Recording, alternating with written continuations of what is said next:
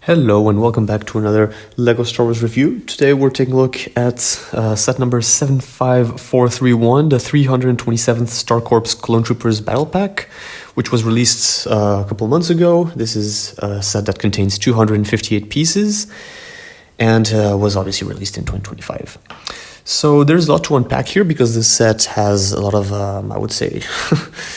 It's a great set in itself, but I think the price point has a lot of fans and a lot of people a bit disappointed, a bit fed up with LEGO's decision to make this a $40 set.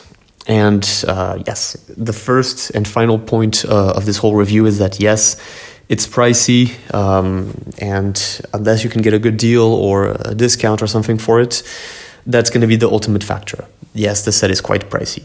Now, moving forward from that, let's take a look at the set itself without talking too much about price point, because in itself, it's a great set. The ATRT is, of course, oversized, but it's a great build. There's good techniques used. The minifigures for the Clone Troopers are great. The Super Battle Droids, I feel like the plastic has changed a little bit. It seems to be a bit more sturdy and a bit... not sturdy, a bit better quality than they have had in the past, especially with the arms, because for those of you who know the 2007 Super Battle Droids, the arms used to crack a lot and break. Let's start off with the minifigures. 327th Star Corps Clone Troopers, I guess that's them. You get 4 of them. They are all 4 identical, but of course they come with different weapons, and there's various accessories which you can add to them. They come with I believe they're new, the pauldrons, the orange pauldrons, helmets. Yeah, little to say, honestly.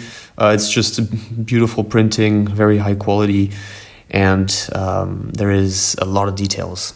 I do enjoy that they kept the arm yellow and not put white arms. I do prefer that aesthetic.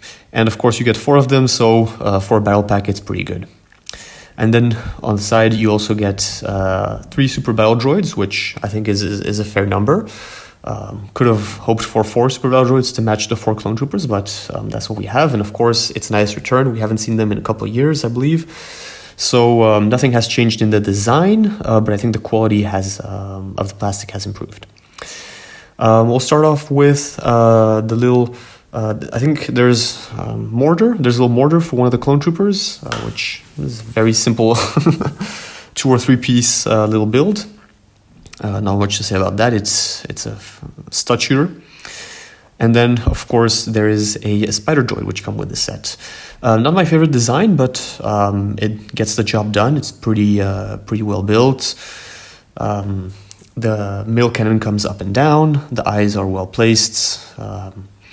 And the legs have been, I believe, roughly the same design for the past 10 years at least. So there's nothing groundbreaking, but of course the Spider Droid is always a nice build. It's always a nice, I guess, minifigure-ish kind of style. So that's the first part of the set. And of course, I do want to mention when you do get this set, the bags and the instruction booklets are divided into 2 very easily, the Spider Droid and the Super Battle Droids versus... the Clone Troopers and the ATRT. The ATRT is the main build of the set, of course. It's quite detailed, reminds me a shrinked version of the 2013 501st ATRT.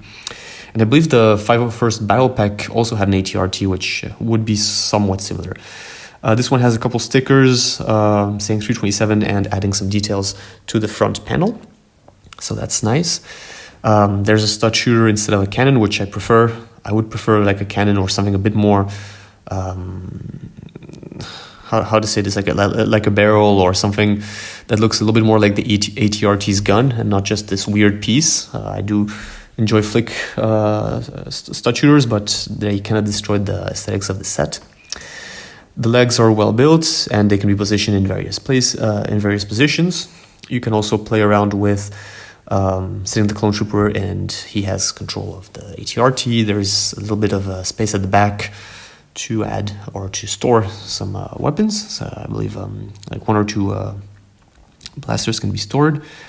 And aside from that, it's a pretty straightforward and easy set. ATRT's good builds, and it's always helpful. It's nice to finally have this in a yellow version, which we've had in the past in green, red, and blue versions from 2005 up to, I don't remember when was the last time we got this, but ever since we've had different colors, but we haven't had yellow before. So this is a nice build. And yeah, that's all I have to say about the set.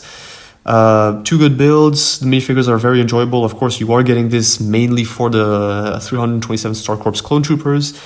There's not much more about the set than those 4 minifigures, and they are not disappointing at all. So, of course, it comes down to whether you are willing to pay the heavy price point.